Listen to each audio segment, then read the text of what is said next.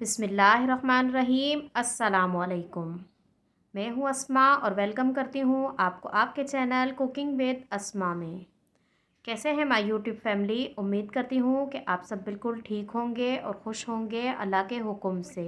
आज मैं आपके साथ शेयर करूँगी मसूर की दाल की रेसिपी, जो बनाने में बहुत ही आसान होती है और खाने में बहुत ही मज़ेदार होती है और इसके बहुत सारे फ़ायदे होते हैं जो मैं आपको आगे चलकर बताऊँगी।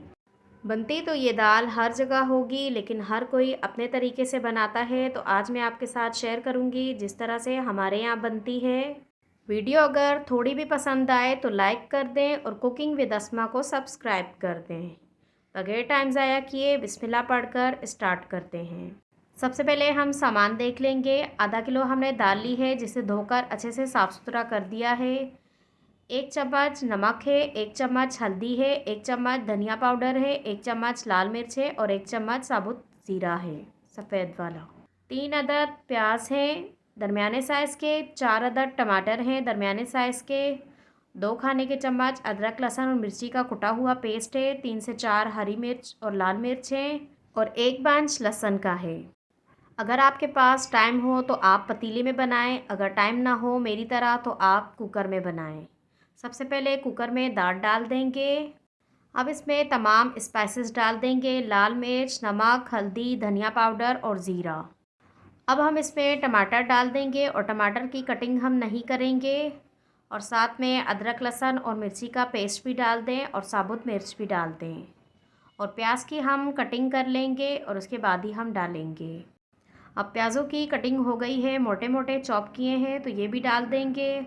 और अब हम इसमें पानी डालेंगे और पानी हम इसमें 5 गिलास डालेंगे।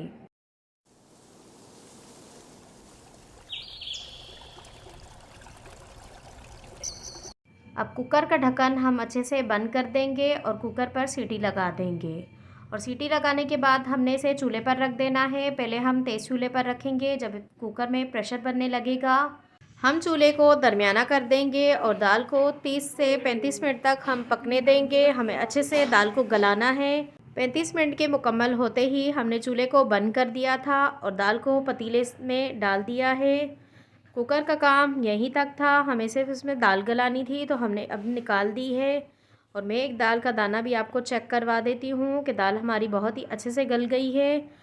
आप जब ढक्कन खोलकर चेक करेंगे, अगर दाल ना गली हो तो आपने थोड़ी देर और पका लेना है, उसके बाद ही निकालना है। दाल तो हमारी अच्छे से गल गई है, लेकिन टमाटर अभी हमारे साबुत हैं, क्योंकि हमने साबुत डाले थे। तो हलीम वाला घोटा ले लेंगे और इससे हम दाल को अच्छे से घोट लेंगे। अभी पानी और दाल भी अच्छे से मिक्स नहीं है, तो हम जब इसे अच्छे से घोट लेंगे तो दाल और पानी भी मिक्स हो जाएगा और टमाटर भी अच्छे से पिस जाएंगे। अगर अभी तक आपने मेरे चैनल को सब्सक्राइब नहीं किया तो प्लीज़ सब्सक्राइब कर दें और बेल आइकन के बटन को लाजमी दबाएं, ताकि मेरी हर नए आने वाली वीडियो का नोटिफिकेशन आपको सबसे पहले मिले, और ये बिल्कुल फ्री है। मसूर की दाल खाने से बहुत ही फ़ायदे होते हैं, तो मैं आपको वो भी बता देती हूँ कि कौन कौन से फ़ायदे होते हैं।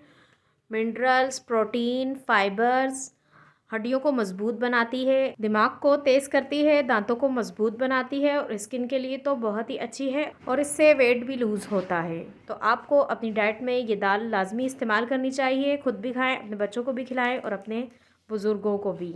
अब हमारी दाल तैयार है, हम इससे ज़्यादा नहीं पकाएंगे। हमें बॉयल चावल के साथ खानी है, इसलिए इससे ज़्यादा हम गाढ़ी नहीं करेंगे।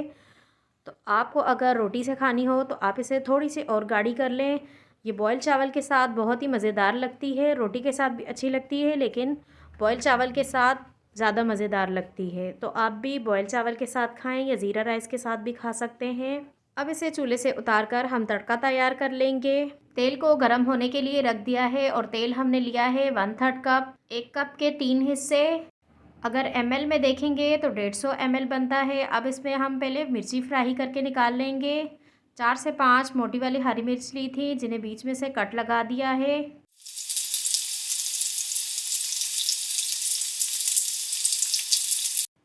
अब मिर्ची हमारी फ्राई हो गई है और एक प्यारा सा कलर भी आ गया है, गोल्डन ब्राउन। तो अब हम मिर्चों को निकाल देंगे। दाल के साथ ये बहुत ही मज़ेदार लगती हैं। अब इसमें चॉप किया हुआ लहसुन डाल देंगे। जो हमने 1 बंच लहसुन का लिया था वो हमने चॉप कर दिया है, अब इसमें डाल देंगे और गोल्डन ब्राउन कलर आने तक इसे फ्राई कर लेंगे।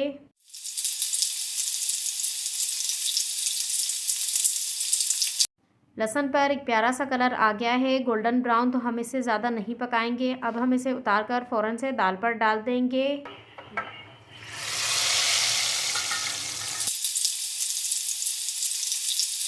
अब इसमें कटा हुआ हरा धनिया डाल देंगे। आप अपने टेस्ट के हिसाब से कम ज़्यादा कर सकते हैं। मैं ज़्यादा डाल रही हूँ, हमें ज़्यादा पसंद है, आप कम भी कर सकते हैं। अब इसे अच्छे से मिक्स कर देंगे और चूल्हा भी बंद कर देंगे। दाल हमारी तैयार है। अब हम इसे सर्व कर लेंगे और ये हमारी दाल की फ़ाइनल लुक है। आपको कैसी लग रही है आप मुझे कमेंट्स बॉक्स में बताएं। और हाँ, आप मुझे ये भी बताएं कि आप मुझे किन शहरों, किन मुल्कों और किन जगहों से देख रहे हैं। आपके प्यारे प्यारे कमेंट्स पढ़कर मुझे बहुत खुशी होती है कि आप मुझे सपोर्ट कर रहे हैं, जिसके लिए मैं आपकी शुक्रगुज़ार हूँ। जब आप ये तमाम चीज़ें अपने घर वालों के सामने रखेंगे तो आपके घर वालों को भी इंशाल्लाह बहुत पसंद आएगी। हम सब ने तो बहुत ही इंजॉय किया था दाल को सलाद, अचार और हरी मिर्च और चावल के साथ। तो इंशाल्लाह आप भी बहुत इंजॉय करेंगे जब आप ये बनाकर खाएंगे।